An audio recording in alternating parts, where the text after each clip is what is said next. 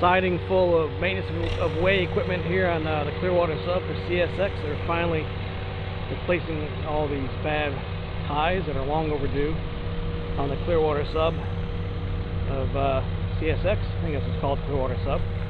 In the middle of Pinellas Park here, basically. I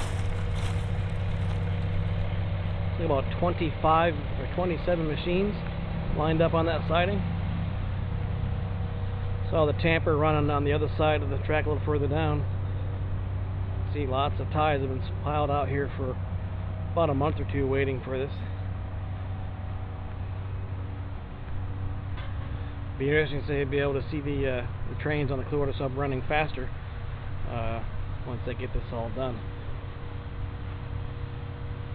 I tell you, a lot of the ties were in very, very poor condition.